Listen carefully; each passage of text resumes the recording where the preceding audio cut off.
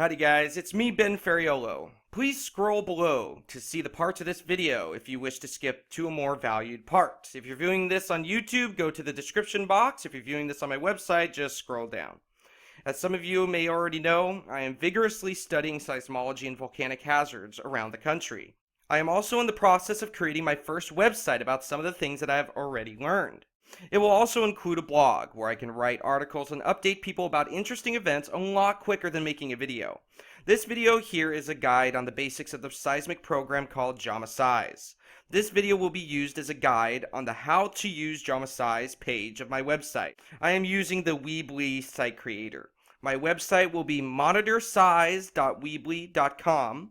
So you can bookmark that link now if you wish. It is not up yet, so the link will say that it is invalid, but it will be up in the next month or so keep an eye out. This will be a walkthrough of sorts, so if you wish to learn how to use jAmaSeis, please go to the link I provided in the description box below. Or if you're viewing this on my website, just scroll below. For those of you eventually watching this on my website, you can also go to the More drop-down menu, hover over seismic software, and click jAmaSeis. This will contain the link to the download. Now you must give your name and your email to Iris, a completely trustworthy source in regards to your name and email. They will not give it out to anyone. It is to simply count how many people use this program. Once that is done, make sure you know your computer. There is a 32-bit and a 64-bit option for Windows. Please pick the correct one. After that is done, please install and open the program. Now please be patient. This program, especially with my computer, can freeze for minutes, sometimes when opening and sometimes when adding a seismic source. It sometimes even will say the program is not responding. Please do not quit out or start smashing your computer. If this occurs, simply walk away for a few minutes and let it load. I believe the longest I have ever had to wait was about 7 minutes. However, I actually have never seen the program permanently freeze before. So have patience. Now we are about to add 2 sources to jAmaSeis. You can have a total of 3 seismic sources, but since 3 sources sort of squishes the seismograms just a bit, I prefer using 2 sources on jAmaSeis. We are going to pretend that a large earthquake was just confirmed for the Maple Creek area east of the city known as West Yellowstone. We will use YMC, Maple Creek, and YHH, Holmes Hill, as the 2 example sources. Before we start, please go to File and go to Settings. Notice this section here that says Data. Well, here's the location data is saved to if you have this option set to None. If it is not set to None, any data that you see will be deleted when you exit the program or quit the source. Make sure it's selected as None. Now, I did not like that, and neither should you, so please set it to None. If memory becomes an issue on your computer, you can always go to this location here, click the jAmaSeis data folder, and please delete any station data that you do not want. If you change the save location, you must close the program and restart the computer for any changes to take effect. Data is saved by 1-hour increments and is thankfully saved in the .sac format. SAC, or .sac, is a term for the Seismic Analysis Code. It is a file format specifically created for seismic data. It is the file format that I use the most in my research. So make sure this is set to None, and this is where the data is saved to. Just an example, let's go to local disk. Here is the users folder. Let's click admin, and then click, where is it? jAmaSeis data. Notice all of these different stations listed. Well, I use jAmaSeis a lot, and I have not manually deleted any data yet. So yes, I've got a lot of data on my hands. Thankfully, my computer has a lot of room. But that is besides the point. Let's scroll down and you will notice these folders start with WY. That is the network that is responsible for monitoring Yellowstone. Here is station YMC right here. You can tell the folder is named by network, station, location, and channel, which is actually the same order that you will use when adding a source to jAmaSeis. I will get to that in a minute. So let's click on YMC EHZ, which is the short period vertical source for station YMC, Maple Creek. Notice it says 2018. That is the year, of course. Then let's click 2018. We have 6, 7, and 8. These are the month numbers, obviously showing that I have data for June, July, and August of 2018. Let's choose 8 for August. Notice all of these numbered folders. Well, those are days. So if you select the folder named 2, that would be August 2nd, 2018. Starting to get the drift of it? Since I stated data is saved in .sac format in 1 hour increments, what should we expect to find? Let's click 2. Yes, we should now expect to find the .sac file saved by jAmaSeis. Well, as long as you have this option here set to none. So let's go back to the folder real quick. So every number that you see here is 1 hour's worth of data, but in UTC timecode. So let's say if we were to open 2, that would be the whole hour of 2 UTC on August 2nd, 2018. Now, since downloading seismic data from the Iris Time Series URL builder, something I showed in my 2-part video, and on the How to Download Seismic Data section of my website, is a little tedious. Whenever I see an event occur, I usually attempt to open up on jAmaSeis the seismic stations that were closest to this event. Nowadays, I usually use jAmaSeis to save data, then I open the data using Swarm or Waves seismic programs. Once data on jAmaSeis is connected, it automatically saves the last 3 days of data for the source in question. Now, as an example on Swarm, just to show how to open these files from jAmaSeis, let's go to File and Open File. I am not going to do a how-to on this program called Swarm, so I'll be quick about this. I already showed a rundown on this program on my recent 2-part video, and under How to Use Swarm on my website. So I will be quick since this video is about jAmaSeis. However, let's go to File, and then we open File. Let me go all the way back real quick. And here we are at the jAmaSeis data folder. Let's find YMCEHZ, which is right here. That is the short period vertical station for Maple Creek. Click 2018, click 8 for August, and click 2 for August 2nd. Now you might be thinking that it is not very helpful only viewing 1 hour of seismic data at a time. Well, thankfully, you can select this. I selected that. I'm going to hold down Shift, and I'm going to press that. Notice how it selects them all? You can select as many hours as you want and add them to the program. So let's select them all, and press Open. And here it is. The whole day's worth of data right there. Okay, for August 2nd. This can also be done in the seismic program called Waves as well. Now, if you want multiple days, you could let's go back, open File. So we already added all of this to right here. A whole day's worth of data. So let's go back real quick. Let's do the 3rd of August and select everything here as well. Hold down Shift and Open. You'll notice that it is still here, and let's double click this. It'll then combine everything that you added into one file. Opening that file, you can see all of August 2nd and all of August 3rd. You see that? Now that's pretty cool. Now this was done to show the importance of having this option here set to none. Now you know how to retrieve seismic data that has been automatically recorded by the jAmaSeis stream view. Now, all of that will not matter if you do not know how to add a source. Now before you add a source, you must at least know the area in question you are requesting data from. I know we are only using seismic stations YMC and YHH as examples, which means we will be using network WY, but I just want to show you something. Before adding a source, you must at the very least know which network you are attempting to retrieve data from. Networks can contain either one seismograph or countless seismographs. Do you not know the network that you need in regards to the location or approximate area you are attempting to retrieve data from? Let's help you out with that. Here is a list of most temporary and permanent seismic networks in the whole world. There are multiple lists on this site, if you could see. Let's see, let me show you real quick. You can see the list stops right there. There's another list. There's just thousands of them. Alright, but I mainly use the first list right here. If you wish to discover what a network covers, simply go to this link, which I will provide below, and click a random button that says Network Map. It really doesn't matter which one you press, just click Network Map. Now, of course, this probably will not be the network you need, but once on the map, you can change the network option right here. We are using WY as an example in this video, so why don't we change the network code to WY and press Update Map. Once in a while, this page will freeze, so if it ever does that, just click refresh and try it again. This will now show you all the seismic stations within the WY network for Yellowstone. It even shows some seismic stations that are usually unavailable to the public, such as YBE and YCJ.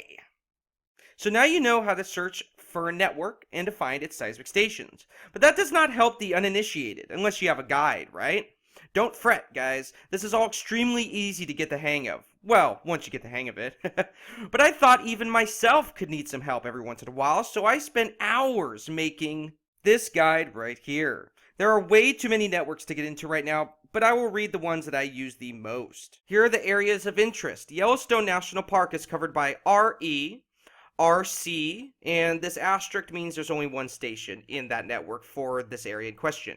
So RE for the Tetons, RC, NP, PB, which is for UNAVCO boreholes, and WY.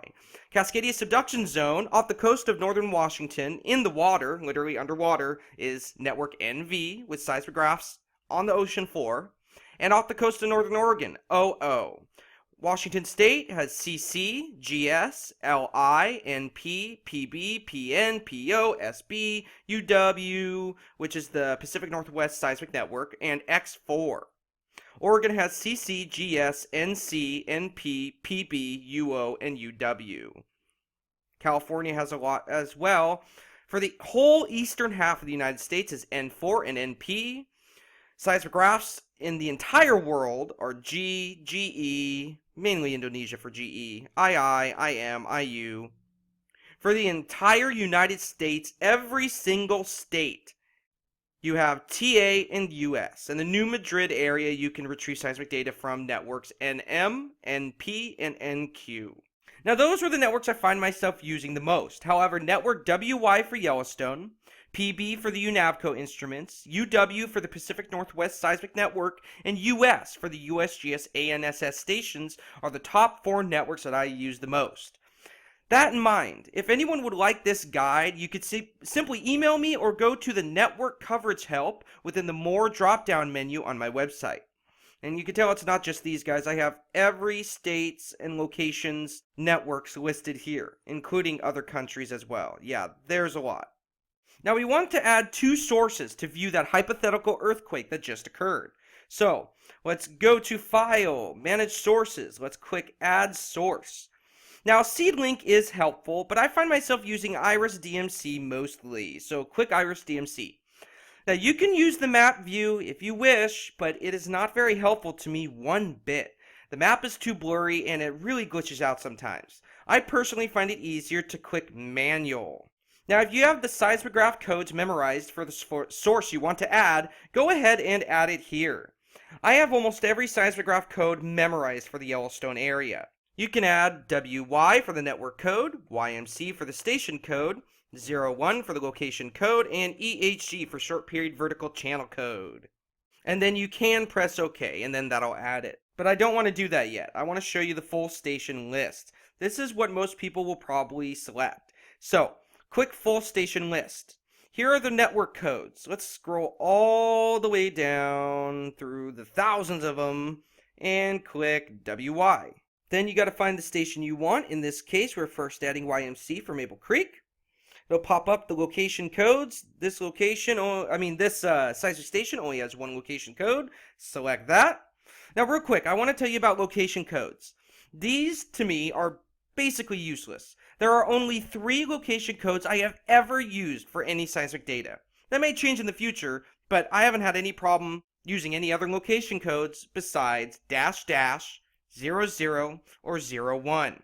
When on jAmaSeis here, picking the location code is easy. It is usually almost always the first one labeled here. What is nice about jAmaSeis is if you ever know the network and station codes, but you have problems finding location and channel codes if you're trying to download seismic data on another website, you can simply go into this full station list on jAmaSeis, click the station you want, and discover all the available location and channel codes. When I was first learning how to use the Iris Time Series URL Builder, this is what I did to guide me in learning what the channel codes and location codes were. Okay, now let's press EHZ, which stands for Short Period Vertical. Now the channel code is very important. If a channel code starts with an E or an S, it is a short period instrument. If it starts with a B or an H, it is a broadband instrument. And if it starts with an L, it is usually a long period instrument. Long period instruments are mainly used for recording very distant earthquakes. Now let's focus on the last letter of the channel code. This indicates the direction of ground motion detected. For example, notice there are only 3 channel codes for YMC, but only the last letter of the code is changed. Notice that? EH, EH, EH, but the last letter E, N, Z. Now what does that mean?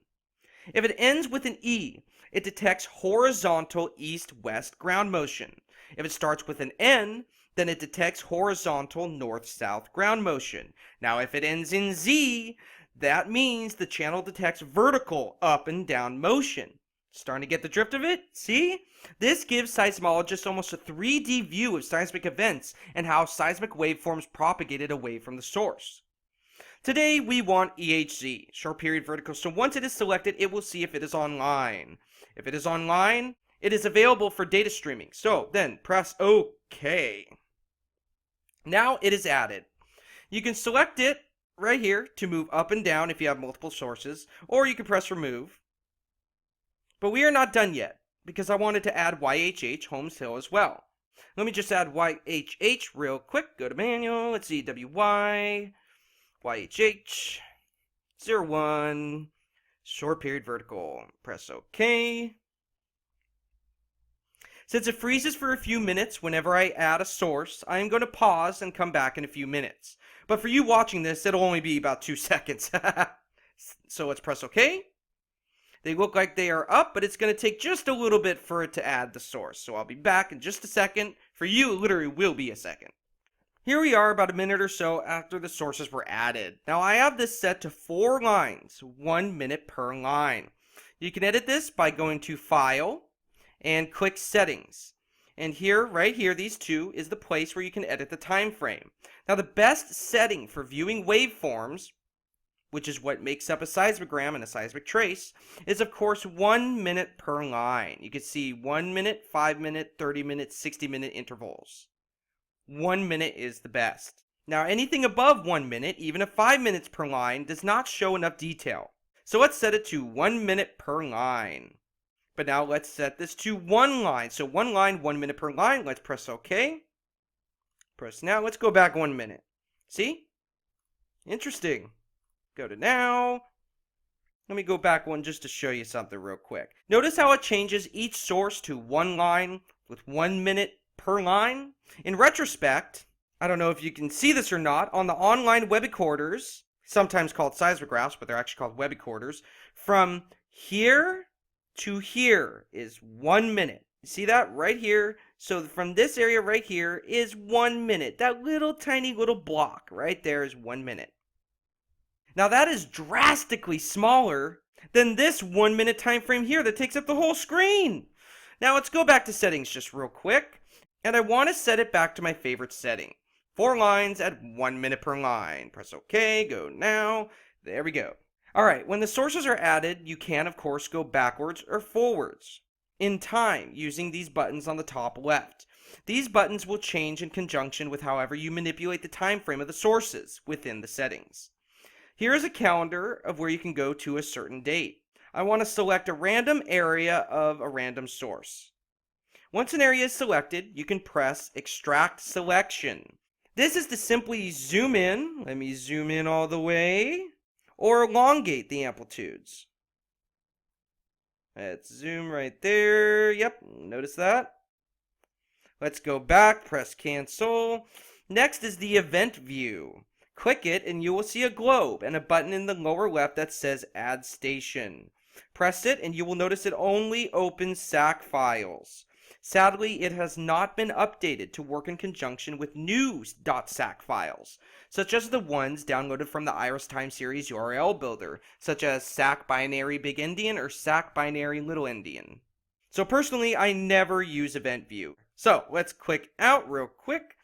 The last button is to save the selection as .sac. I really do not use this ever, simply because I get all my jAmaSeis data from the jAmaSeis data folder I talked about earlier in this video, as long as you have the delete data option set to none.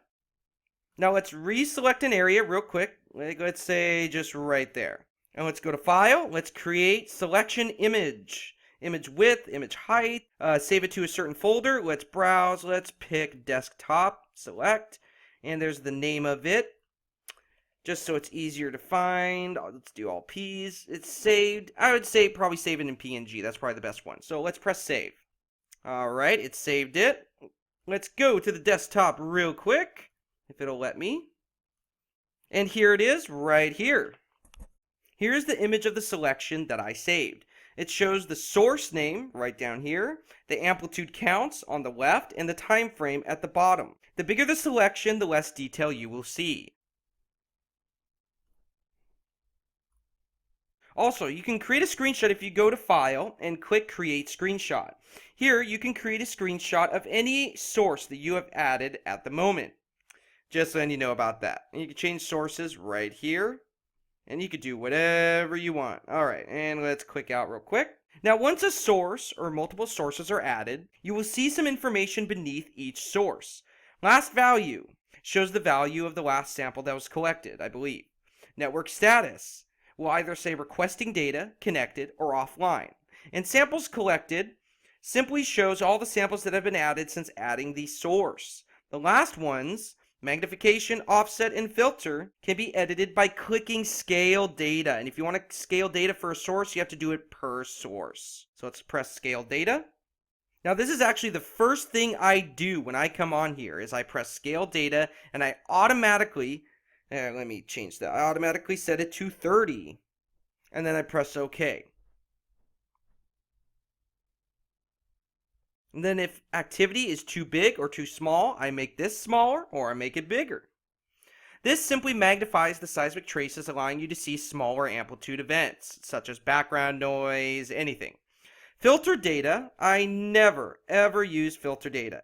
This is because if I ever filter data or ever need to, I usually do it in the program Swarm. And offset, I rarely use. Offset simply moves the seismic traces up or down, just in case if something is in the way of something interesting. Let's set YMC's magnification to 80, which is pretty high, just as an example. Actually, you know what? Let's do something crazy. Let's do 400, which is astronomically high. Woohoo! Yeah, so you can magnify it as much or as little as you want. So that's pretty much it for jAmaSeis. I thank you for watching. It is a very cool tool that I do use in conjunction with Swarm and Waves seismic software.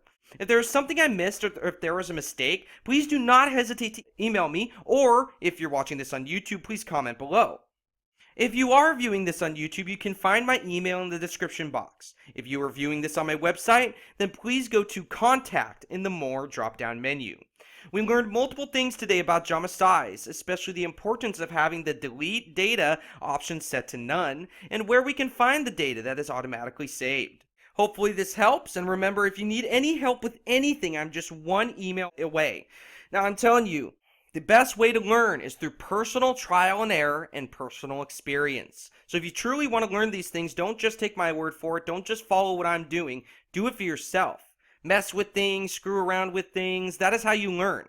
That is how I learned how to use this stuff. Hell, I'm still learning. I still have a lot to learn, guys, but it's very exciting. I definitely am excited to become a professional seismologist someday.